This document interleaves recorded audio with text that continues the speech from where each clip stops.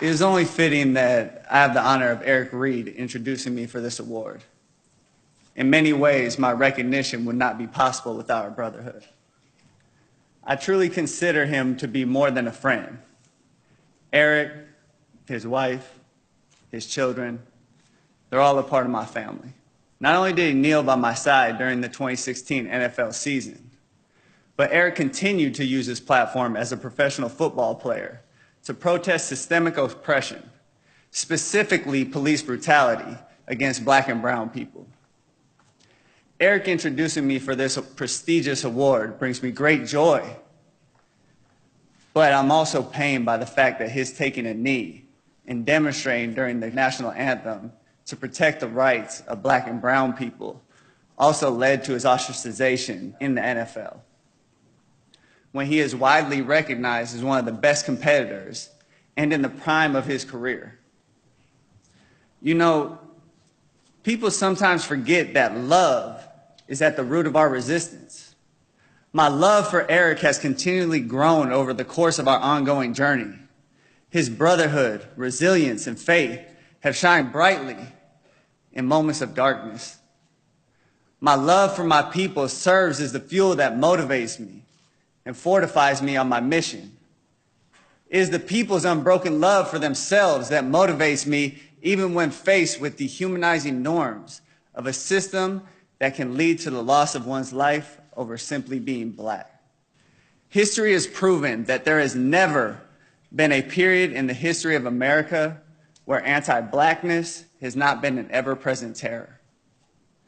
Racialized oppression and dehumanization are woven into the very fabric of our nation, the effects of which can be seen in the lawful lynchings of Black and brown people by the police, and the mass incarceration of Black and brown lives in the prison industrial complex. While America bills itself as the land of the free, the receipts show that the U.S. has incarcerated approximately 2.2 million people, the largest prison population in the history of humankind.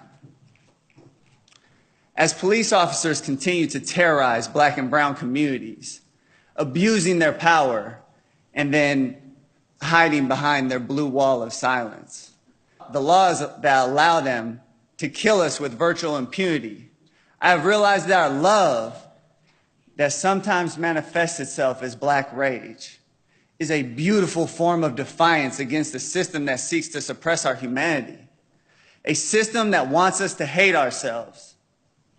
But I remind you, it is love that is at the root of our resistance.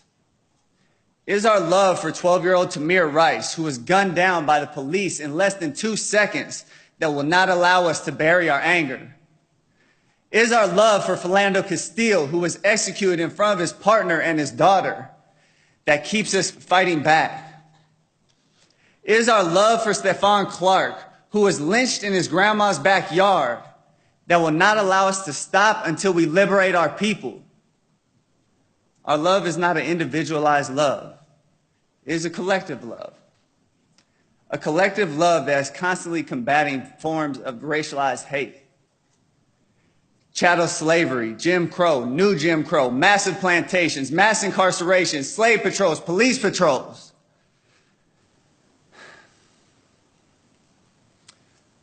We as a collective, since the colonization of the Americas, have been combating collective forms of systemic racialized hate and oppression. But I am hopeful. I am inspired. This is why we have to protest. This is why we are so passionate. We protest because we love ourselves and we love our people. It was James Baldwin who said, "To be Black in America and to be relatively conscious is to be in a rage almost all the time." My question is, why aren't all people? How can you stand for the national anthem of a nation that preaches and propagates freedom and justice for all, that is so unjust to so many of the people living there? How can you not be in a rage when you know that you are always at risk of death in the streets or enslavement in the prison system? How can you willingly be blind to the truth of systemic racialized injustice? when Malcom X said, "I'm for truth, no matter who tells it. I'm for justice, no matter who it's for or against. I'm a human being first and foremost, and as such, I'm for whoever and whatever benefits humanity as a whole." I took that to heart. While taking a knee is a physical display that challenges the merits of who is excluded from the notion of freedom, liberty, and justice for all, the protest is also rooted in a convergence of my moralistic beliefs and my love for the people. Seeking the truth, finding the truth, telling the truth, and living the truth has been and always will be what guides my actions. For as long as I have a beating heart, I will continue to work on this path on behalf of the people. Again, love is at the root of our resistance. Last, but certainly not least, I would like to thank Amnesty International for the Ambassador of Conscience Award. But in truth, this is an award that I share with all the countless people throughout the world combating the human rights violations of police officers and their uses of oppressive and excessive force. To again quote Malcom X, when he said, "I will join in with anyone. I don't care what color you are.